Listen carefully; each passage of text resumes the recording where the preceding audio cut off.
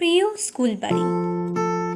বন্ধু চল বলটা দে, রাখবো হাত তোর কাঁধে, খেলবো আজ তোর টিমে তোর পাশে।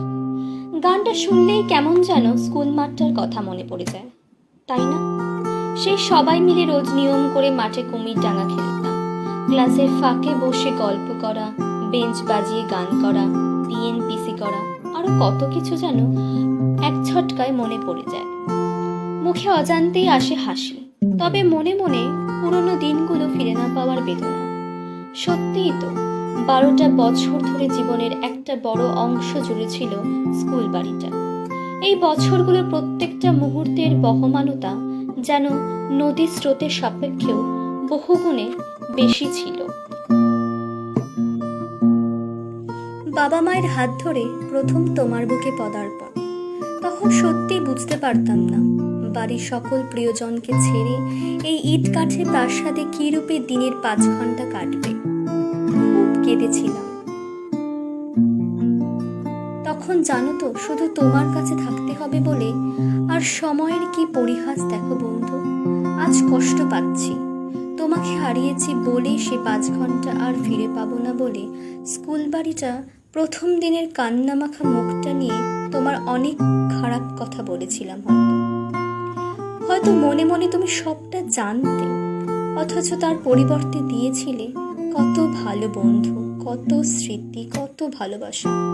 ক্লাস 12-এর শেষ দিনে সেই বন্ধুদের জড়িয়ে ধরে কান্না, সেই স্নেহ, সবটাই যত্ন নিয়ে সামাল দিয়েছিলে তুমি। কারণ তুমি আগাম জানতে সেই মৃত্যুটার কথা, যা বছর বছর ঘটে আসছে। আজও যখন ঘন কালো মেঘ বৈশাখের গোধূলি লগ্নে আকাশে মৃদু নীলকে গ্রাস করে, গর্জে ওঠে মেঘমল্লার দেশ, বাতাস ঝড়ের আগমনী বার্তা জানায়, মনে পড়ে স্কুল বাড়িটার কথা। ঝড় ওঠে, বৃষ্টি নামে, তবে সেই বৃষ্টি আজ বড় শ্রান্ত।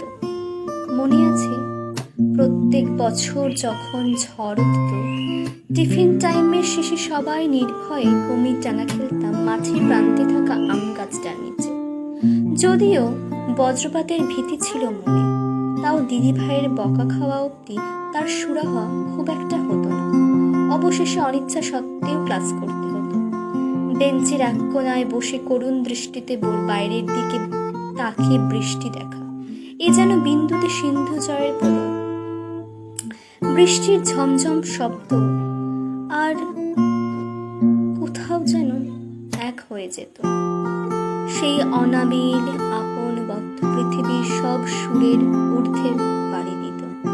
কখনো বা জানলার ফাঁক দিয়ে জলমগ্ন পৃথিবীটাকে একবার দেখার সুযোগ খুঁজতাম। ফিরত চোখের ঠক।